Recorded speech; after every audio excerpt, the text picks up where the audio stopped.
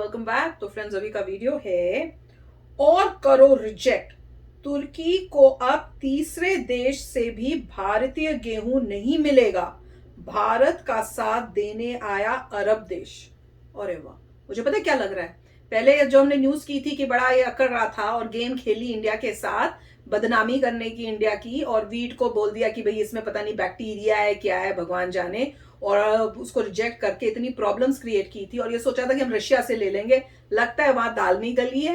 अब ये जगह जगह जा रहे हैं, दूसरी कंट्रियों से कोशिश करें कि तुम दे दो, और मेनली वो दे दो क्या, वो जो गेहूं उनके पास होगा वो इंडिया वाला ही होगा वीट, और उसी को कह रहे होंगे कि तुम हमको दे दो अपनी कंट्रीज से।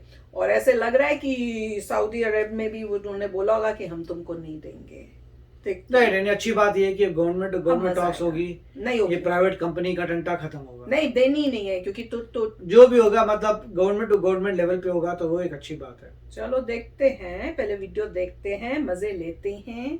तो वीडियो शुरू करते हैं। अगर आप नए हो चैनल पर और आपने अभी तक सब्सक्राइब नहीं किया है तो जल्दी से पहले सब्सक्राइब के पास बेल आइकन को क्लिक कर लो, ताकि आपको हमारे सारे न्यू वीडियोस का नोटिफिकेशन मिल जाए जैसे हम अपलोड करें। अगर आपको वीडियो पसंद है प्लीज लाइक एंड शेयर। चलिए शुरू करते हैं। पसंद तो आएगा ही। रिसेंटली हमने देखा था कि टर्की ने भारत के गेहूं को फाइटोसैनिटरी कंसर्न्स के कारण रिजेक्ट कर दिया था और कहा था कि भारत के वीट की क्वालिटी अच्छी नहीं है, जिसके कारण वो उसको अपने देश में एंट्री नहीं देंगे।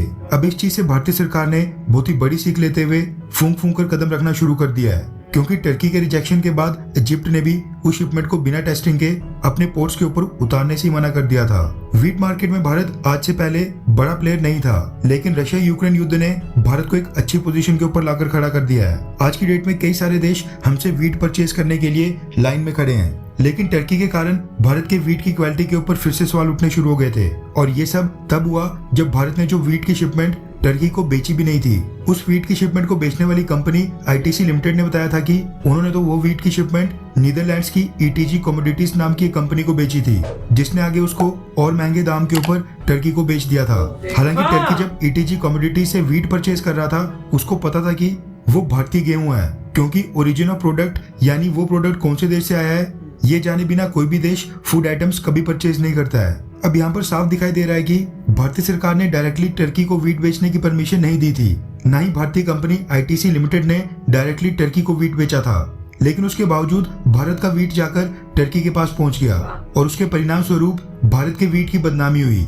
ये तो हुआ, लेकिन इसके साथ ही हमारे वीट के ऊपर बैठे बैठे मार्जिन कमा लिया थर्ड पार्टी यानी नीदरलैंड्स की कंपनी ने। टर्की का केस तो चलो सामने आ गया, लेकिन ऐसे कई सारे देश हैं जिनको भारत आज की डेट में वीट एक्सपोर्ट नहीं कर रहा है, लेकिन जिन देशों को वीट एक्सपोर्ट किया जा रहा है वो आगे भारतीय गेहूं को रीब्रांड करके गेहूं को पीसकर आटा बनाकर री एक्सपोर्ट कर रहे हैं। टर्की वाला विवाद पैदा होने के बाद भारत की सरकार अब इस चीज को लेकर बहुत ही ज्यादा सख्त हो गई है, और जो भी देश अब से भारत के पास गेहूं परचेज करने आ रहा है उस देश से अब बकायदा आश्वासन लिया जा रहा है कि अगर हम उनको गेहूं बेचते हैं तो हमारा गेहूं वो आगे किसी और देश को सप्लाई ना करें, और अगर ऐसा हुआ तो फिर उस देश को भी हम गेहूं बेचना बंद कर देंगे।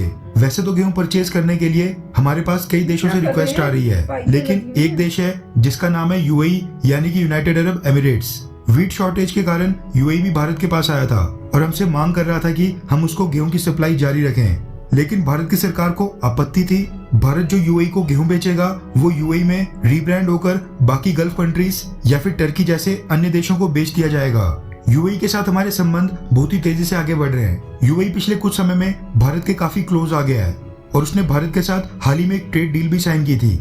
ऐसे में भारत को आश्वासन देने के लिए यूनाइटेड अरब एमिरेट्स ने अपने देश में कानूनी फेरबदलाव तक कर डाले हैं, जिसके बाद अब टर्की जैसे नाशुक्र देशों को भारत का वीट यूएई से सप्लाई नहीं किया जाएगा। रिपोर्ट्स के मुताबिक यूएई ने पिछले कल अपनी एक्सपोर्ट पॉलिसी में फेरबदलाव करते हुए भारत के गेहूं के री एक्सपोर्ट के ऊपर अगले 4 महीने के लिए पूरी तरह से बैन लगा दिया है और कहा है कि भारत से खरीदा गया वीट डोमेस्टिक कंजप्शन यानी यूएई के खुद के लोगों के लिए होगा।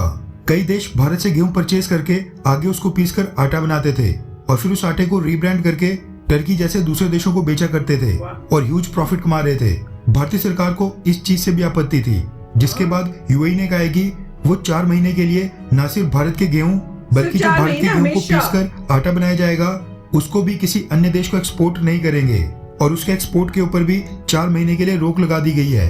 यूएई के ये दोनों कदम उठाने के बाद अब माना जा रहा है कि भारतीय सरकार यूएई को गेहूं की सप्लाईज बेचना दोबारा से शुरू कर देगी। माना जा रहा है कि आगे जिस भी देश को वीट एक्सपोर्ट करने की परमिशन दी जाएगी, पहले उस देश से आश्वासन लिया जाएगा कि भारत का गेहूं या फिर भारत के गेहूं का आटा आगे किसी भी और देश को ना बेचा जाए, ताकि टर्की वाले इंसिडेंट की तरह दोबारा भारत की बदनामी तो ना हो। खैर, आपको क्या लगता है कि क्या ये मोदी सरकार का सही फैसला है, हाँ या फिर ना?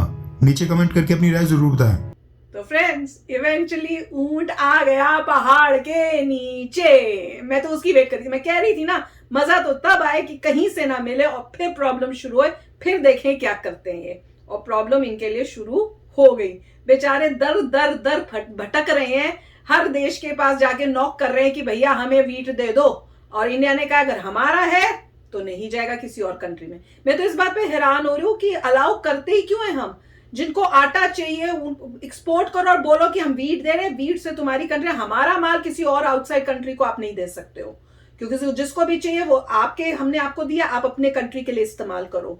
और किसी और को अगर आटा चाहिए, मैं तो कह रही हूँ आटा ही पीस के दे दो भैया, गेहूं क्यों देते हैं हम? आटा पीस के दो ताकि आगे कुछ मतलब वो चालाकी नहीं कर सके। नहीं, उसमें थोड़ा रिस्क होता है, प्रोसेसिंग फी लगाएंगे, इतने सारे आटे को, बल्कि इंडिया को ज्यादा फायदा होगा। आगे जाएंगे, आगे नहीं बिका, ये नहीं हुआ तो रॉ थोड़ा बेटर है। पर फिर भी और कई लोगों की डिमांड ही होती है कि हमें रॉ दो, हम खुद पीसते फिरेंगे। पीस लो, पर फिर आगे मत पीस के मत दो ना दूसरी कंट्रीज को कि तुमने पीस लिया और फिर उसको अपना ब्रांड बना के उसको बेच के और फायदा उठा रहे हैं। नहीं, अच्छी बात यह है कि गवर्नमेंट अब आ गया है, गुड, उन्होंने रूल रेगुलेशन लगा दिए हैं। अपनी जरूरत है तो हमारी वीट से पूरी कर सकते हो, मगर बिजनेस के लिए तुम ऐसा नहीं कर सकते कि हमारी वीट खरीद के किसी और को भेजो, किसी और को दो जिसको हमने बैन किया हुआ है।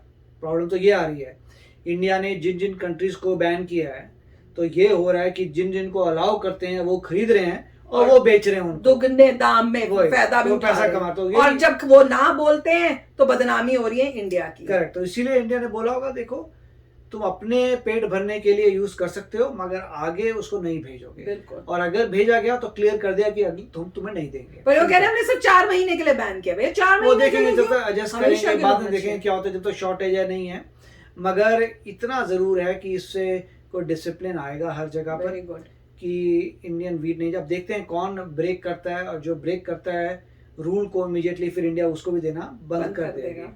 और यही है कि थोड़ा बहुत तो इंडिया को सेफ अपने पास रखना है, क्योंकि हीट वेव वगैरह आए तो ये सब चीज़ें हैं। मगर अच्छी बात है कि ये सब बिजनेस हो पा रहा है। इंडिया लार्ज कंट्री है और थैंकफुली रिसोर्सेज हैं एनफ, जबकि लार्ज पॉपुलेशन है, फिर भी एक्सेस वीट जनरेट हो रहा है। और जितना पैसा आ रहा है उससे ज़्यादा मैकेनाइज करना चाहिए, मशीनें लेके आना चाहिए और इंक्रीज करना चाहिए, क्योंकि आपको लैंड तो आपके पास है ही। सिर्फ अगर आप मशीनें लगा दें सब्सिडाइज तरीके से तो मेरे ख्याल से बहुत फर्क पड़ जाएगा। जैसे फार्मर पैसा कमाता है वो रिटर्न कर देगा लोन, मगर गवर्नमेंट को बोलना चाहिए बड़ी बड़ी मशीनें हर जगह लगा रहे हैं, सस्ती लगा लो, पैसा ज्यादा कमाओ, रिटर्न कर देना जब तुम्हारा पैसा बनता है। और हाँ, मुझे जरूर बताना वो वीडियो में वो गोल गोल घूमने वाली मशीन क्या करती है, कहता है मिक्सिंग करें। किसको मिक्सिंग कर रहे हैं? गेहूं को मिक्स करने की जरूरत क्या है? मेरे को गेहूं को मिक्स करेंगे, गेहूं को कुछ अब या तो उसको पीसे तो समझना, मिक्स करने का तो मतलब ही नहीं कोई बनता। मिक्स करके मिलेगा क्या? मिक्स नहीं हो सकता, कुछ और हो रहा होगा। प्लीज बताना। और बताओ, इस वीडियो को देख के आ गया स्वाद? मुझे तो आ गया। तो चलो चलते हैं, मिलेंगे नेक्स्ट वीडियो में बहुत ही जल्द। Till then take care and bye bye. तो अगर आप मेरे इस चैनल पे नए हो तो जल्दी से सब्सक्राइब के बटन को हिट करो और बेल आइकन को क्लिक करो, ताकि आपको मेरा जब नया वीडियो मैं लगाऊं आपको उसके बारे में जल्दी से पता चल जाए।